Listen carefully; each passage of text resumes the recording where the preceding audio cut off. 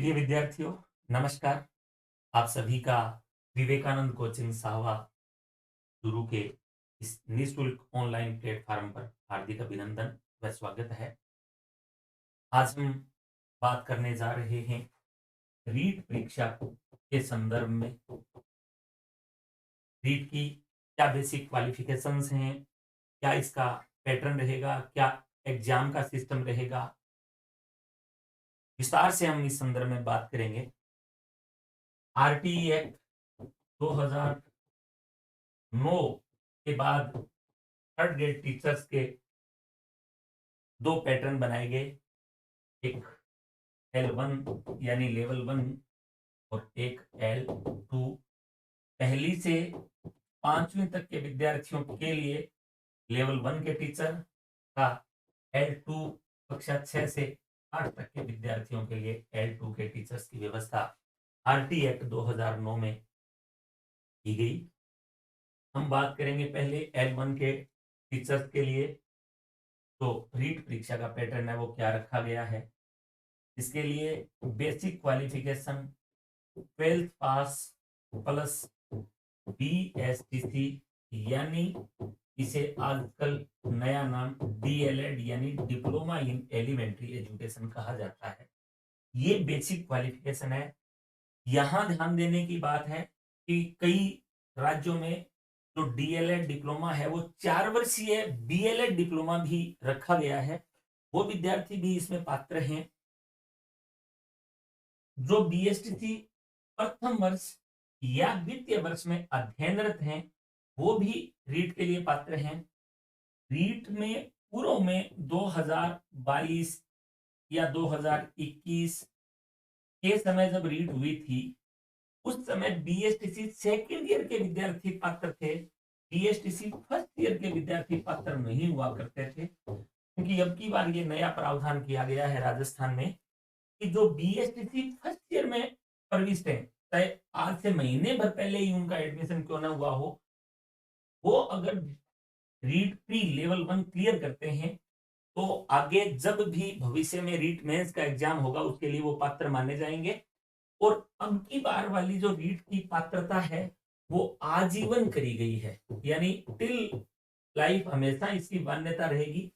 अब यहाँ देखने वाली बात यह है कि 2022 की जो रीट थी, जिन विद्यार्थियों ने L1 में 2022 में रीट क्लियर कर दिया था, या ये ध्यान रखें उस समय या तो आपकी BSTC हो चुकी थी या आप BSTC सेकेंड ईयर में थे, तो आपको अब की बार 2024-25 का ये जो रीट है इसे दोबारा देने की जरूरत नहीं है। हाँ, अगर कोई विद्यार्थी उस समय 2022 वाले रीट के समय अगर BSTC फर्स्ट ईयर में था और रीट का एग्जाम दिया और रीट क्लियर हो गया, तो ध्यान दें उन्हें अब की बार दोबारा से रीट देना होगा, यानी उनका उस समय का BSTC फर्स्ट ईयर में अध्ययनरत रहते हुए जो रीट क्लियर करा गया है वो मान्य नहीं होगा। हाँ, अब की बार आप BSTC फर्स्ट ईयर में तो मान्य होगा। ये प्रावधान अब से लागू हुआ है और जिस समय नोटिफिकेशन जारी हुआ है उससे पहले इस तरह का कोई विद्यार्थी है तो उस पर ये लागू नहीं होगा, यानी BSTC फर्स्ट ईयर के अब की बार विद्यार्थी जो है वो रीट प्री क्लियर करेंगे तो उनका मान्य होगा। अगर कोई विद्यार्थी ऐसा है जिसने 2022 वाला रीट क्लियर करा था BSTC सेकेंड ईयर में रहते हुए या BSTC क्लियर हो चुकी थी, तो उन्हें अब दोबारा L1 का पेपर देने की, रीट लेवल 1 का पेपर देने की जरूरत नहीं है, दोबारा क्लियर करने की जरूरत नहीं है, क्योंकि उनके पास ऑलरेडी वैलिड सर्टिफिकेट है। यहाँ बीच में मैं बता देना चाहता हूँ, कुछ ऐसे विद्यार्थी हैं जिनके फोन कॉल्स आए थे कि सर हमारे पास वो सर्टिफिकेट नहीं है। वो सर्टिफिकेट जो विद्यार्थी सेवा केंद्र थे संबंधित जिले में, वहां बोर्ड ने डिलीवर्ड किए थे, लेकिन वहां से अब वापस माध्यमिक शिक्षा बोर्ड राजस्थान अजमेर में वो जा चुके हैं। आप किसी भी कार्य दिवस में जाकर के उस समय का कोई आपका जो प्रवेश पत्र, आधार कार्ड, आपका डॉक्यूमेंट्स वर्तमान का जो है वो लेके जाइए। आप बोर्ड से वो प्रमाण पत्र ले सकते हैं, भले आपके पास ना हो लेकिन आपका वो वैलिड रहेगा। अब यहाँ देखने वाली बात है कि कुछ ऐसे विद्यार्थी हैं जिनके पास 2021 का रीट प्री क्लियर है, 2021 का जो रीट था वो 3 साल के लिए मान्य था, तो 2021 या उससे पहले का रीट प्री क्लियर अगर किसी का है तो उनको दोबारा से पेपर देना होगा। मान लीजिए 2022 में आपका रीट प्री क्लियर था और अब आप जो है वो दोबारा दे रहे हैं, खुदा करे ऐसा ना हो कि आपका रीट अब की बार प्री क्लियर ना हो। अगर ऐसा हो भी जाता है तो आपको चिंतित होने की जरूरत नहीं है, क्योंकि 22 में अगर आप पास थे तो 24 में अगर अब आपका क्लियर नहीं भी होता है तो भी 22 वाला आपका वैलिड रहेगा। अगर अब पेपर दे रहे हो आप और 22 वाले से कम नंबर आ गए तो आप 22 वाला काम में ले सकते हो। अब अगर आप पेपर दे रहे हो और अब वाले में ज्यादा आ गए तो आप 24 वाला काम में ले सकते हो। ये क्लियर हो गया होगा आपको। यहां एक बात आपको और मैं बताना चाहता हूं, उस दौरान आप बीएसटीसी कर रहे थे या बीएसटीसी आपकी हो चुकी थी लेकिन आपका स्नातक क्लियर नहीं था और अब आपने स्नातक क्लियर कर लिया है या स्नातक अंतिम वर्ष में अध्ययनरत हैं, तो आप L2 के लिए भी पात्र हैं। यानी L2 की जो योग्यताएं हैं वो बीएसटीसी प्लस ग्रेजुएशन, यानी डिप्लोमा इन एलिमेंट्री एजुकेशन और ग्रेजुएशन आपने किया हुआ है या ग्रेजुएशन के अंतिम वर्ष में अध्ययनरत हैं, चाहे आप बीकॉम, बीएससी या बीए कर रहे हैं, तो आप L2 के लिए भी पात्र हैं। हाँ, अगर कोई ऐसा विद्यार्थी है जिसने पहले बीए कर लिया था या ग्रेजुएशन पहले हो गया था और बाद में बीएसटीसी करा है तो भी वो L2 के लिए पात्र है, तो आप L2 का फॉर्म भर सकते हैं। अगर आपके पास L2 का इस कंडीशन की योग्यता में L2 का पहले से प्रमाण पत्र है तो सेम वही L1 वाली बातें लागू होंगी। अब यहाँ एक नई बात या एक नया क्वेश्चन, कुछ ऐसे विद्यार्थी हैं जिनके पास L1 का क्लियर है और L2 का उस समय क्लियर नहीं हुआ 2022 में, या उस समय आपकी योग्यता नहीं थी, तो अब आप नए सिरे से L2 का फॉर्म भर सकते हैं और पास करते हैं तो L2 का आपका मान्य रहेगा और आपके L1 वाले जो ऑलरेडी पात्रता है उस पर कोई दिक्कत नहीं है। हाँ, अगर आप अब L2 का फॉर्म भरते हैं, आप ये सोचते हैं कि चलो मैं L1 का भी भर दूं, तो भी कोई दिक्कत नहीं है, आप बोथ भर सकते हैं। और मान लीजिए अगर आप यहाँ L2 में पास होते हैं और L1 में पास होते हैं तब तो डबल फायदा है, यानी पास हो गए। अगर L1 में ही पास होते हैं, L2 में पास नहीं हुए तो फिर L2 के लिए वैलिड नहीं रहोगे, L1 के लिए पास रहोगे। अगर L1 के लिए पास नहीं होते हैं नए वाले में और L2 के लिए पास होते हैं तो L1 वाले में अब क्लियर न होने से कोई दिक्कत नहीं है, क्योंकि पहले वाला आपके पास क्लियर है और L2 अब जो क्लियर करोगे वो मान्य होगा। यानी 2022 में उस दौरान आपने केवल L1 का क्लियर किया था और अब L2 के लिए आप एलिजिबल हुए हो, तो आप L2 के लिए अब एलिजिबल हो, आप फॉर्म भर सकते हो, पास कर सकते हो, मान्य रहेगा आपका। पूर्व वाले L1 पे आपका इसका अब पास करने या न करने से कोई फर्क नहीं पड़ने वाला। अब हम बात करते हैं L2 की। L2 के लिए जैसा कि एक स्थिति मैंने आपको बताई कि आप BSTC प्लस ग्रेजुएशन, जो कि अभी जस्ट मैंने बताई है, वो है ही है। इसके अलावा आप बीएड हैं या बीएड फर्स्ट ईयर या सेकंड ईयर में अध्ययनरत हैं या फोर ईयर इंटीग्रेटेड में आप किसी भी वर्ष में प्रविष्ट हैं, तो आप L2 का पेपर दे सकते हैं। 2022 के रीट प्री की जो आपकी प्रमाण पत्र की बात है वो सेम उसी तरीके से लागू रहेगी जो L1 के लिए भी आपको बात बताई। अब यहां देखने वाली बात यह है L2 के लिए विषय की। तो उससे पहले मैं आपको L1 के विषयों के बारे में बताता हूं कि L1 में रीट प्री में क्या आपका सिलेबस रहता है, कैसे एग्जाम होती है, आप कैसे कैसे लैंग्वेज चॉइस कर सकते हैं, तमाम तरीके की बात में आप देखिए।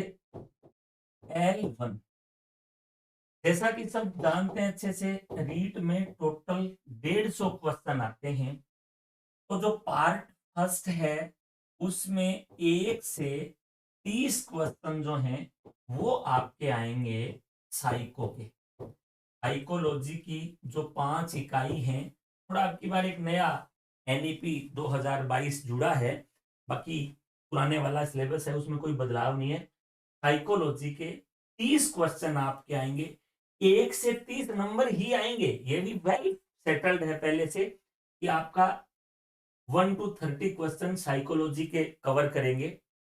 उसके बाद पार्ट जो सेकंड है उसमें आपकी होगी, मैं इधर लिख देता हूं, लैंग्वेज फर्स्ट।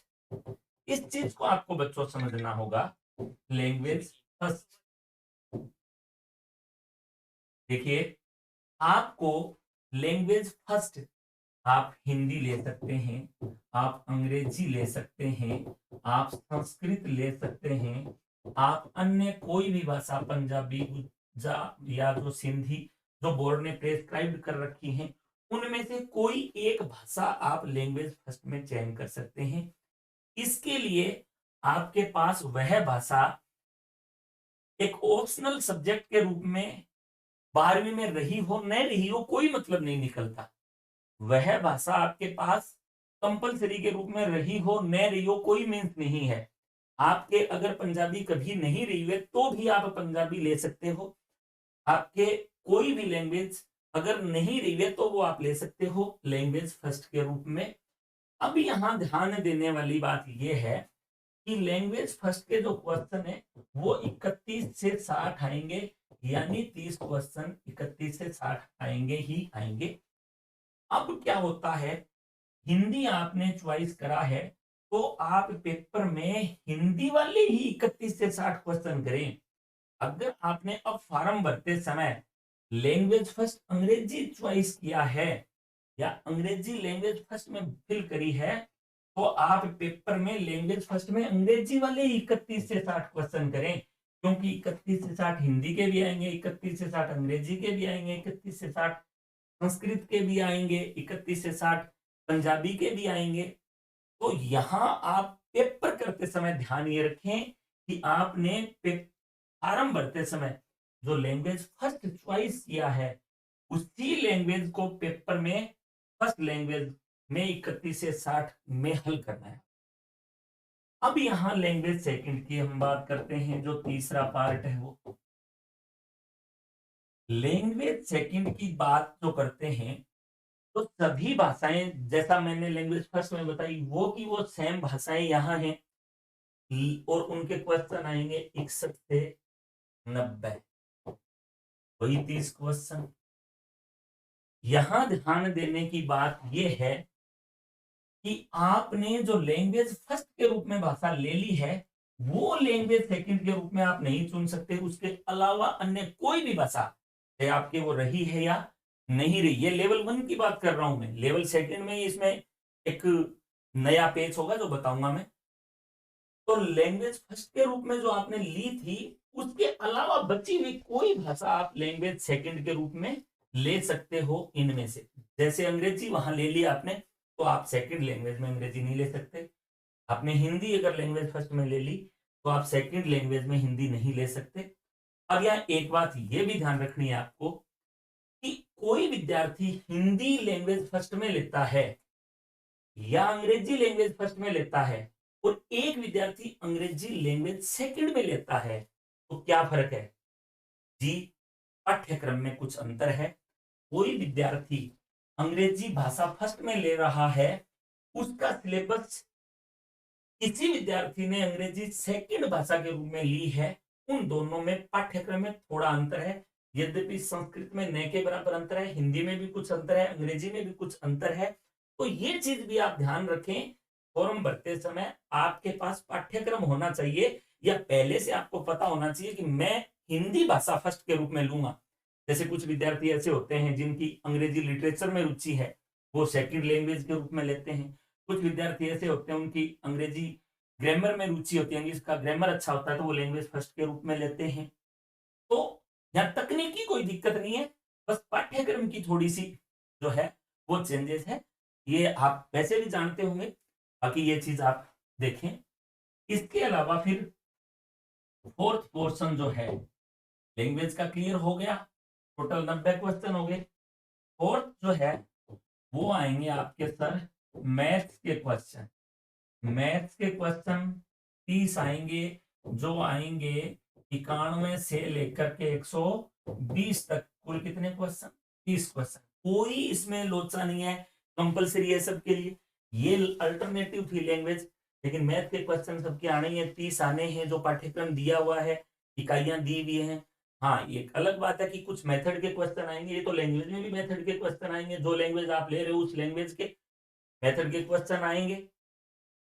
मैथ के क्वेश्चन हो गए। उसके बाद में पांचवा जो है वो है ईवीएस का, इन्वायरमेंट स्टडी, पर्यावरण अध्ययन, जो 121 से 150 यानी 30 क्वेश्चन आएंगे। फ्रेंड्स, टोटल यहाँ अपने 30 साइको के हुए थे, 30 लैंग्वेज फर्स्ट के, 30 लैंग्वेज सेकंड के, 30 मैथ के, 30 एनवायरमेंट के, टोटल 150 क्वेश्चन हो गए। There will be no negative marking, minus marking होगी नहीं। 90 नंबर यानी 60%। संबंधी कैटेगरीज जो हैं, रिजर्व कैटेगरीज, उनको जो प्रावधान किया गया है छूट का वो है ही है, उस पर लंबी चौड़ी अपन चर्चा नहीं करेंगे।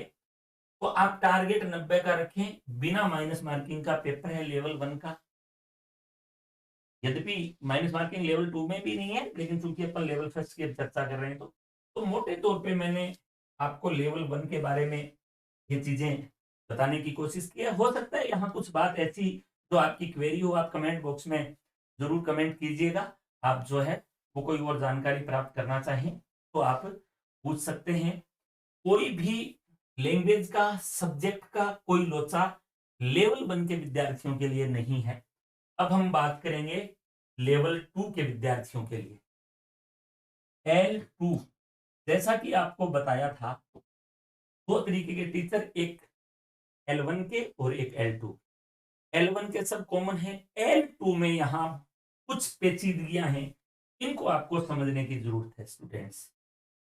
देखिए, जो पहला पार्ट था L2 के लिए, वो सब के लिए जो है वो साइको का रहेगा, 1 से 30 रहेगा और 30 क्वेश्चन आएंगे। फ्रेंड्स ध्यान दें, जो लेवल फर्स्ट की साइको है, सेम का सेम सिलेबस लैंग्वेज लेवल 2 का है, कोई अंतर नहीं है। यद्यपि पेपर अलग अलग आएगा, पेपर का लेवल अलग अलग हो सकता है, पाठ्यक्रम में कोई भिन्नता नहीं है। 30 क्वेश्चन मनोविज्ञान के आएंगे, सबके आएंगे।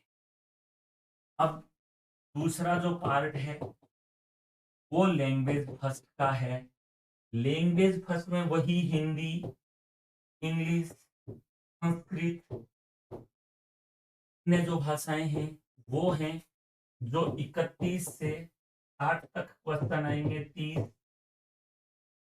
और लैंग्वेज सेकंड यही होंगी, अल्टरनेटिव हैं 61 से 90, जो कि 30 क्वेश्चन आएंगे। यहाँ बहुत अच्छी जानकारी और बहुत महत्वपूर्ण बात जो आपको समझनी है, जो विद्यार्थी बीएससी हैं या बीकॉम हैं, उनको यहाँ ज्यादा कंफ्यूज होने की जरूरत नहीं है। वो अपनी पसंद की कोई भाषा, जैसे लेवल 1 में मैंने बताया वैसे ही लैंग्वेज फर्स्ट और अपनी पसंद की भाषा लैंग्वेज सेकंड चुने, कोई उनको दिक्कत नहीं है।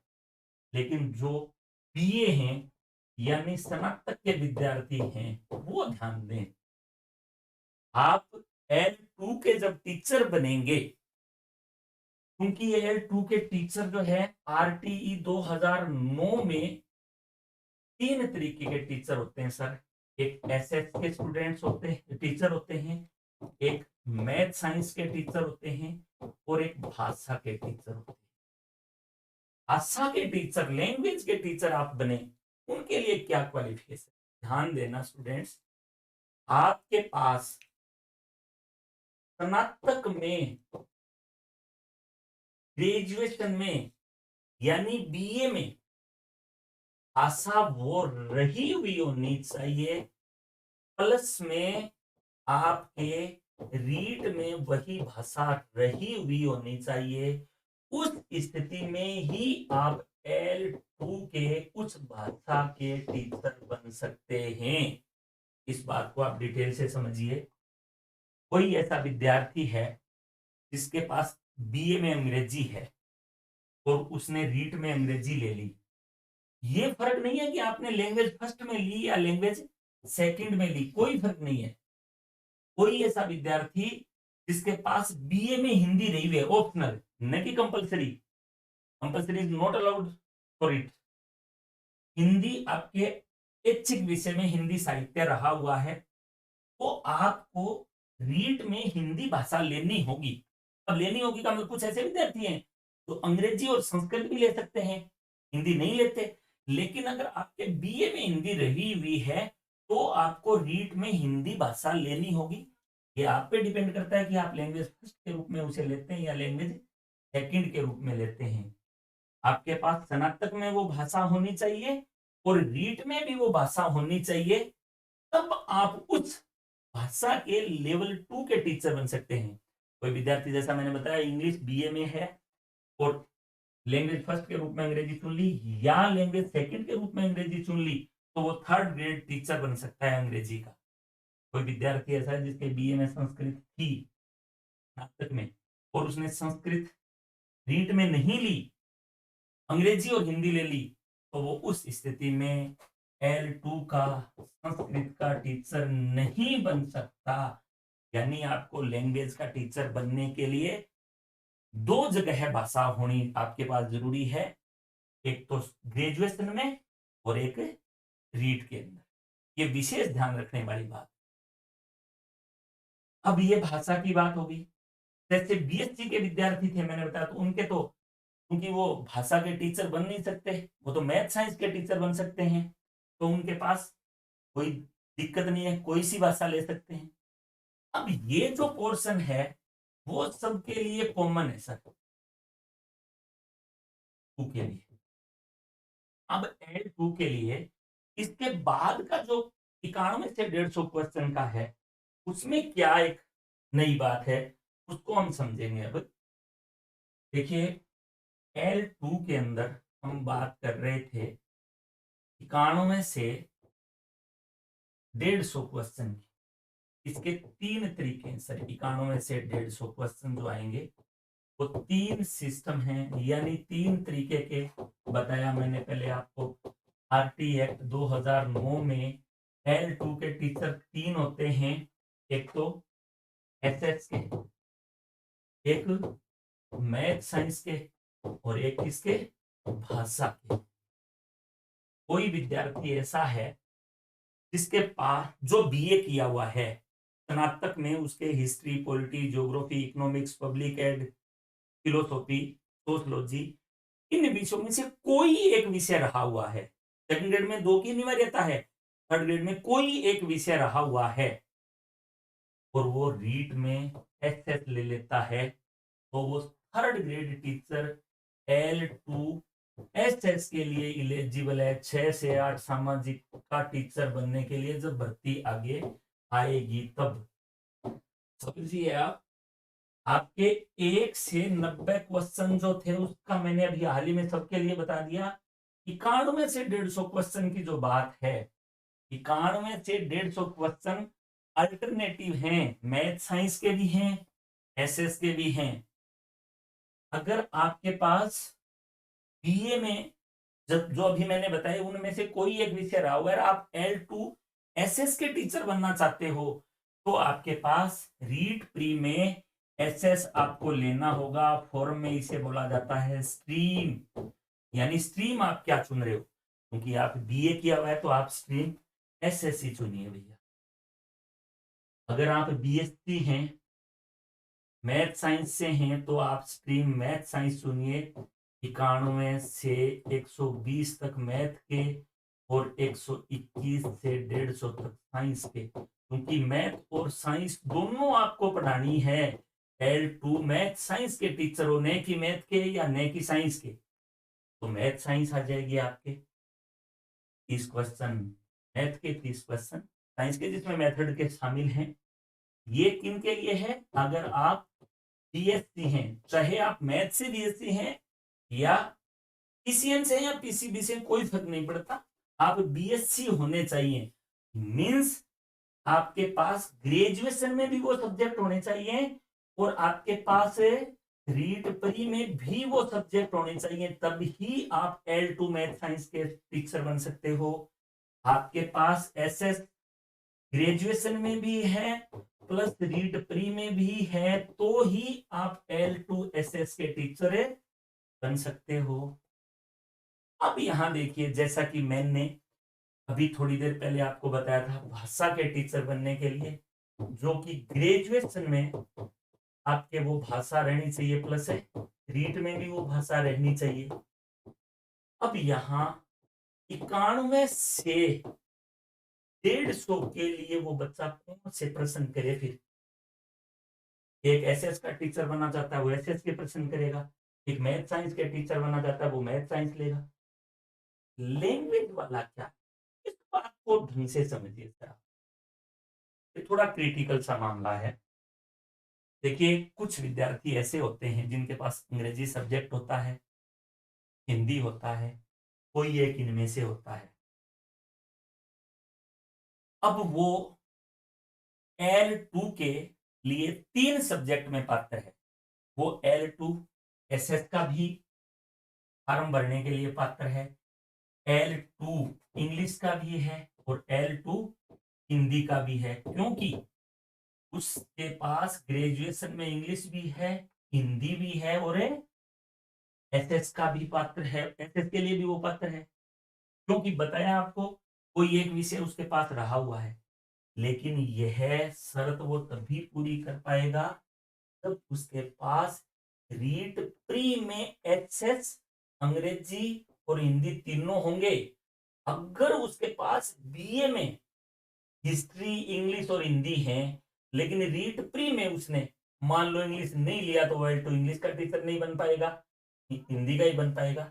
अगर हिंदी उसने लिया, अंग्रेजी लिया और हिंदी नहीं लिया, तो वो L2 हिंदी का टीचर नहीं बन पाएगा। एकाधिक भर्ती के लिए योग्य होने हेतु उसके पास स्नातक में जो विषय था वो रीट में रखना होगा। अब यहाँ एक मैं नई बात जो बता रहा था, जो विशेष समझने वाली है।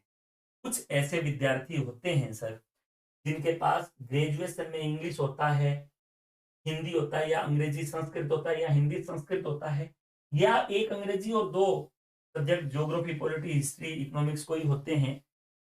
अब वो क्या करता है कि कमांड है उसकी अंग्रेजी में अच्छी है, और वो कहता है सर मुझे एसएस का टीचर नहीं बनना, मेरी एसएस में रुचि नहीं है, मैं तो अंग्रेजी का ही टीचर बनना चाहता हूं L2 के लिए।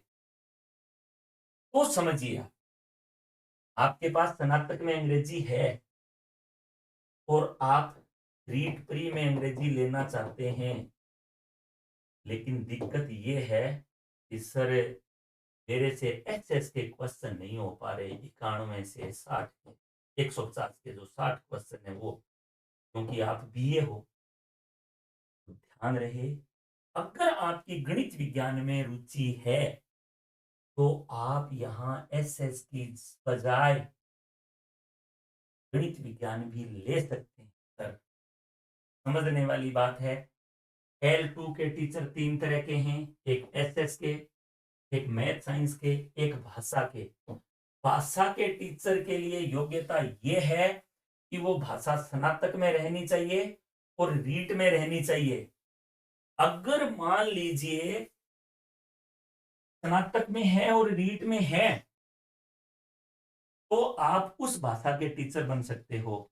अब देखने वाली बात यह थी कि एचएस के 60 क्वेश्चन यहां उसके लिए होने जरूरी नहीं है।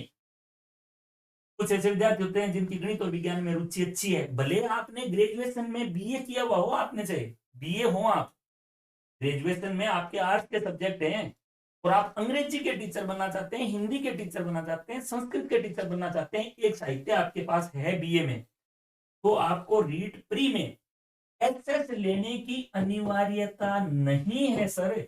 आप मैथ साइंस भी ले सकते हैं 91 से 150 क्वेश्चन हेतु।